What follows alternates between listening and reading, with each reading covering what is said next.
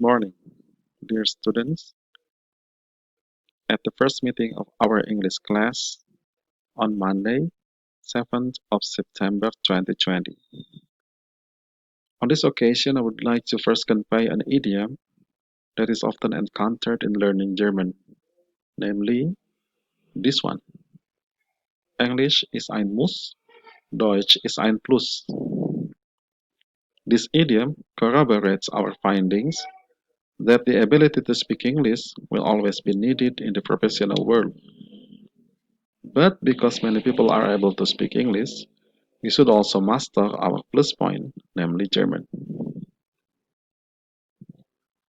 For the next part, please allow me to convey the RPS in Indonesian to strengthen our understanding of the rules of English class lecturer.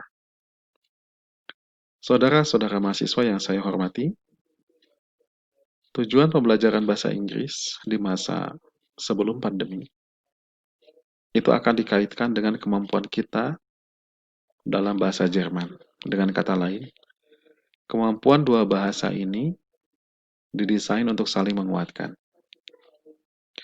Meskipun kita paham bahwa ada fenomena interference dalam bahasa asing yang kita pelajari, yaitu apabila kita belajar bahasa asing dalam satu waktu, maka bahasa asing yang satu dengan yang lainnya akan saling mengintervensi. Jadi ada bahasa yang digunakan dalam bahasa asing kedua, yang kedua digunakan dalam bahasa yang pertama.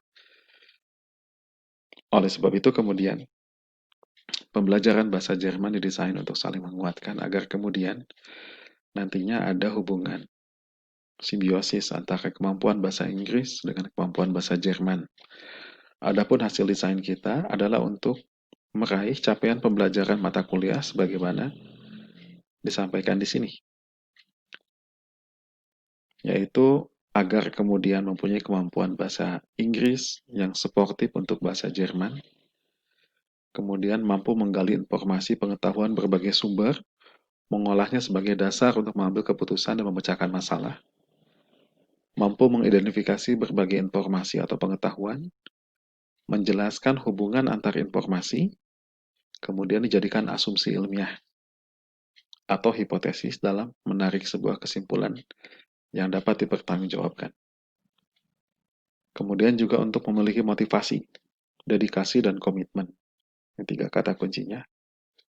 Dalam menutaskan setiap tugas, dan memiliki kemampuan berkomunikasi yang baik dengan dosen dan rekan mahasiswa lainnya, serta menghargai perbedaan pendapat sebagai sebuah karakter sivitas akademika pendidikan tinggi. Kemudian pertanyaannya adalah bagaimana kita bisa meraih semua tujuan itu? Maka pembelajaran bahasa Inggris didesain project-based learning. Jadi teman-teman akan melakukan proyek yang dilakukan bersama-sama dengan teman sekelasnya. Sebelum pandemi, teman-teman ada yang membuat proyek, membuat video. Ada yang kemudian melakukan kajian mendalam tentang tema-tema tertentu dalam bahasa Jerman misalkan. Kemudian dipresentasikan di depan kelas dalam bahasa Inggris. Dan itu cukup menarik karena memang diskusinya hidup pada akhirnya. Dan kenapa diskusinya hidup? Karena seluruh attendee paham bahwa tema yang dibahas itu adalah tema yang akan juga ditemui di kelas bahasa Jerman. Sehingga wawasan yang luas mengenai tema yang dibahas akan mendorong kemampuan untuk mengembangkan kemampuan dalam bahasa Jerman.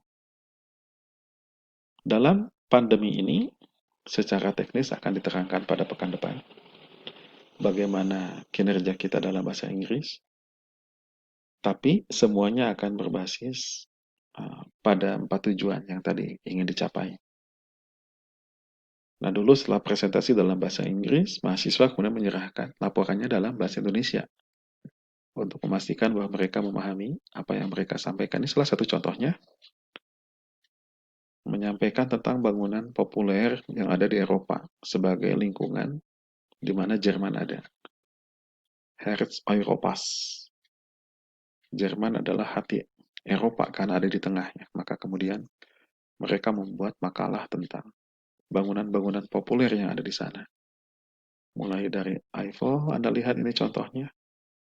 Bagaimana mereka mengkaji secara mendalam tentang aspek-aspek yang menarik dari apa yang mereka sampaikan. Anda bisa lihat ada Big Bang, dan seterusnya sampai pembahasannya agak lengkap ke bawah. Contohnya ini. Kemudian ada juga contoh mahasiswa yang membuat kajian tentang One United Power Gravity Berlin. Yang kita pahami Berlin Icon dari Jerman. Kita paham sejarahnya akan selalu berkaitan dengan itu, maka mereka sampaikan kajian tentang sesuatu yang mungkin di Indonesia hari ini tampak biasa-biasa saja, tapi di sana ada hal-hal yang kemudian menarik yang mereka sampaikan. Ini adalah temuan kelompok lainnya. Jadi, saudara-saudara mahasiswa, kurang lebih kita akan ke sana. Pembahasannya, sementara ini kita akan siapkan untuk pembentukan kelompok dan berbagai kesiapan teknis yang lain. Terima kasih banyak atas perhatiannya. Dan Kesyun, silakan lanjutkan pada penugasan berikutnya. Assalamualaikum warahmatullahi wabarakatuh.